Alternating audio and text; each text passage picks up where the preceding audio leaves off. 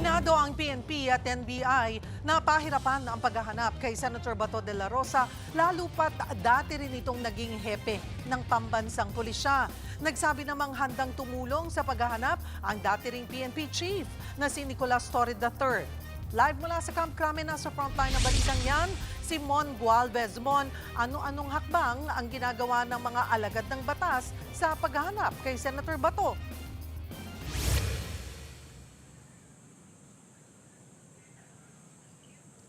Cheryl, wala na raw sinasayang na oras ang Philippine National Police o PNP para arestuhin si Senador Ronald Bato de la Rosa. Kasunod nga ito ng utos ng Department of Justice o DOJ na ipatupad na ang arrest warrant mula sa International Criminal Court laban sa senador.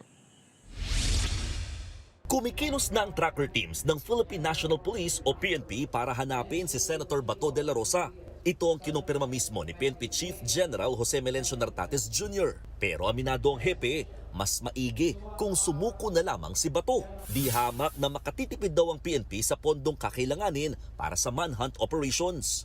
Bagay na alam naman daw ni De La Rosa na naging PNP chief din noon. Imagine yung paggastos natin, utilize the resources in the conduct of manhunt, in the implementation of warrant of arrest, and other police operation to implement that. It involves a lot of resources. Bagamat wala pa namang natatanggap na anumang surrender feelers, tiniyak ni Nartates na pwede raw ituloy ni De La Rosa ang lumutang noon na plano nitong pagpapasailalim sa protective custody ng PNP. Seeking protective custody is meaning that is surrender, Odi. Kung by all peaceful means he will surrender, yield himself, di mas maganda. Okay? Para mag-concentrate tayo sa iba pang wanted person. Pinangungunahan ng CIDG Directorate for Intelligence ang pagsisilbi ng arrest warrant laban kay De La Rosa. Sa ngayon, maingat ang CIDG sa mga inilalabas na impormasyong patungkol sa posibleng kinaroroonan ng senador. We must remember na dati siyang PNP officer. So I'm sure minutes or even now nanonood siya ng anong ito. Okay. And from my expression, body language, and the way I answer, ano niya po yun, i-interpret niya yun. Understood. He is a good intelligence officer. Nakahanda rin daw tumulong sa pag-aresto si MMDA General Manager Nicolas Torre III na dati ring hepe ng PNP.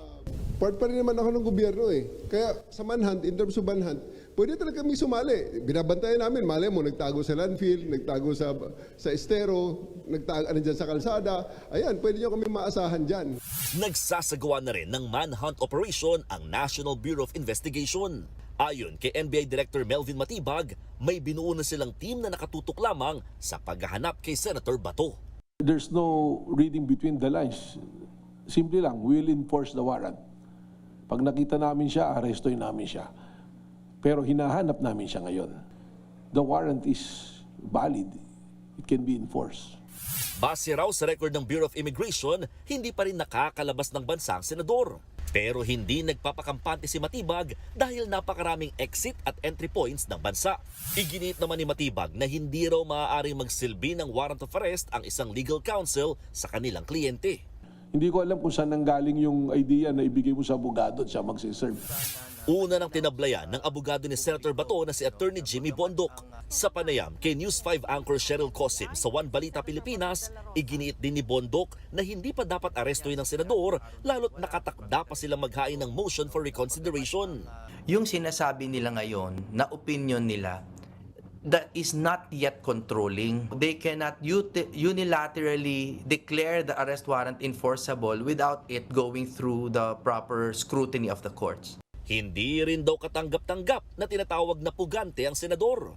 Paano po magiging fugitive kung walang kaso? Therefore, pagdating po sa harboring or aiding, abetting, obstruction of justice, no, paano po malalabag din yon kung wala ngang nilalabag pa yung principal? So, there are no laws being broken here. Hindi po Bagamat hindi nila kinukumpirma kung nasan mismo si Bato, masama raw ang loob nila na mismong taga-Pilipinas pa ang nag-a-apply ng Interpol Red Notice laban sa senador.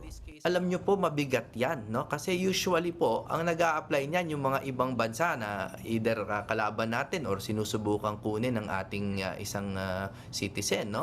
Sa huli, muling iginiit ng kampo ni De La Rosa na mas maiging litisin na lamang siya rito sa bansa kaysa sa ICC na kinalasan na ng Pilipinas.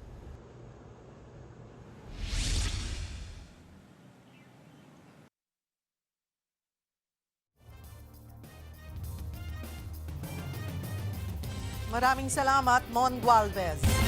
Mga kapatid, Cheryl Cosing po. Maging maalam at may pakialam sa mga napapanahong issue at headlines. Mag-follow at mag-subscribe na sa social media pages ng News 5.